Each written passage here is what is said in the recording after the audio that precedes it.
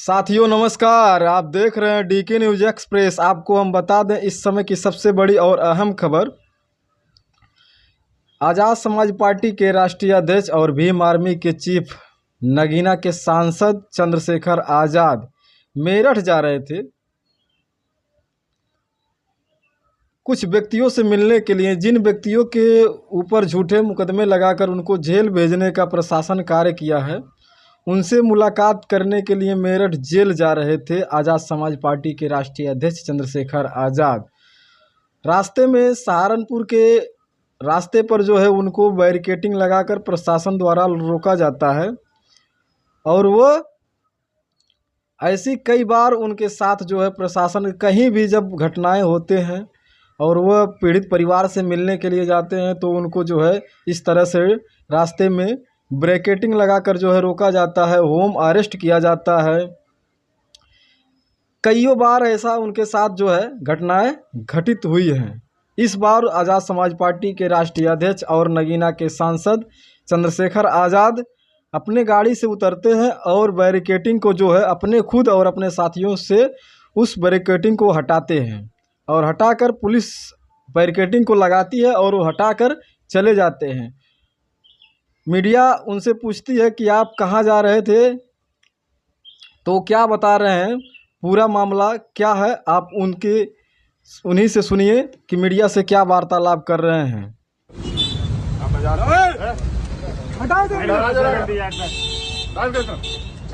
तोड़ेंगे तोड़ो, जोर जबरदस्ती मत करो, भारी हो जाएगी। गाड़ी की परमिशन है।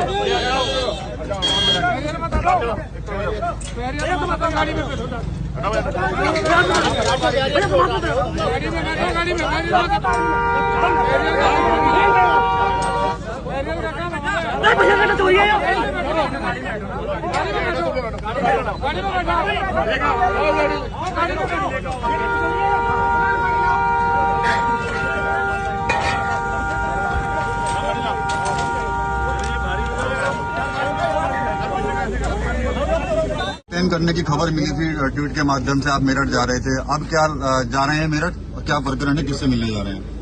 मेरठ जा रहा हूँ विकास भाई। मेरठ में कुछ दिनों पहले अन्याय हुआ। दादरी गांव में एक पंचायत हो रही थी जो गुर्जर समाज के सम्मान को लेके, महापुरुषों को लेके पंचायत थी। उस पंचायत से जो लोग डिटेन किए गए उनको बाद में झूठे मुकदमे लगा के निर्दोष लोगों को जेल भेज दिया गया। आज पूरा गुर्जर समाज देख रहा है कि उनके बच्चे बंद हैं जेल में, उन पर लगातार झूठे मुकदमे लगाए जा रहे हैं। ये भी मुझे पता लगा कि उन्होंने वहां भूख हड़ताल अनशन शुरू कर दिया है। हमारी पार्टी के राष्ट्रीय महासचिव भाई रविंद्र कुमार भाटी जी भी उस आंदोलन में आए। हमारी पार्टी को कमजोर करने के लिए और हमें डराने के लिए हमारे राष्ट्रीय महासचिव साहब को भी जेल में बंद किया।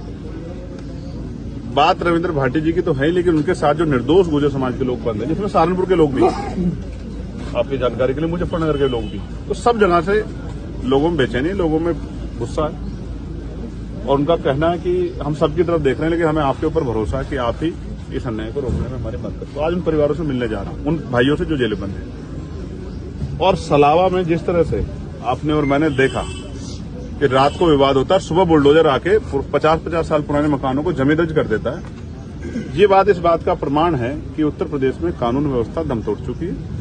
और एक कहावत है ना, जिसकी लाठी उसकी भैंस, यही चल रहा है। इस अन्याय को रोकना पड़ेगा और रोकने के लिए जन आंदोलन की जरूरत है। सड़कों को लोगों से पाटने की जरूरत है, आंदोलन की जरूरत है, जो सरकार को पता लग जाए कि अन्याय लोग स्वीकार नहीं करें। इसलिए उन परिवारों से मिलने के लिए जाऊंगा और जाकर उनके दुख को सुनूंगा और लोकसभा में, सड़क पे, चाहे बड़े से बड़ा आंदोलन करना पड़े निर्दोष लोगों को छुड़ाने के लिए, उनके झूठे मुकदमे वापस लेने के लिए, तो उसके लिए भी प्रयास है। आजम खान साहब से मिलने कब जाएंगे? जब आप जिक्र करते हैं आजम खान साहब का, तो मुझे कई सारी चीजें याद आती हैं जो आज एक मेरे साथ भी हुई है। बता रहे फोन आया किसी का? हाँ, एक बड़े अधिकारी का फोन आया। उन्होंने मुझसे कहा आप मेरठ नहीं जाएंगे जेल में उनसे मिलने, सलाव के पीड़ितों से मिलने। मैंने उनसे आग्रह किया कि भाई मैं जाना चाहता हूं। तो उन्होंने मुझे धमकी देते हुए कहा कि आपके जो एमपी एमएलए कोर्ट के मुकदमे चल रहे हैं उनमें हम आपको देखेंगे। मैंने उनसे कहा कि प्रिय भाई, मैं मानता हूं आप बहुत बड़े अधिकारी हैं, लेकिन न्यायपालिका किसी की जेब में नहीं। जिनको ये लगता है न्यायपालिका उनकी जेब में है, ये लोकतंत्र पे एक बहुत बड़ा सवाल खड़ा होता है, खतरा खड़ा होता है। अगर कोई अधिकारी इस तरह की भाषा का प्रयोग करता है राजधानी में बैठ के, तो हमें समझना पड़ेगा कि आजम खान साहब के साथ क्या हुआ और किन किन मुकदमों में निर्दोष होते उनको सजा हुई। ये बहुत बड़ा गंभीर सवाल जो है उन्होंने मेरे सामने खड़ा किया है। लेकिन मैं आपके माध्यम से कह रहा हूं, एक बार नहीं 1000 बार बहुजन समाज के सम्मान के लिए सस्ता छोड़नी पड़ी।